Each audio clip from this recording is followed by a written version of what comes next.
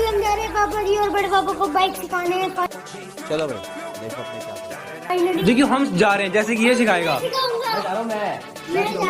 अरे हाँ, ये तो जाएगा ही नहीं, ये कैसे जाएगा? ये भगवान क्या जुल्म है। सीधी सी बात है, पापा जी को हम बाइक चलाने सिखा रहे हैं और आज जाएंगे और पापा जी सीखेंगे, सीधी सी बात। और चाचा जी भी सीखेंगे। हाँ, और फिर जब आप सीखोगे तो बड़ी मम्मी को पीछे बैठ के चलाओगे आप।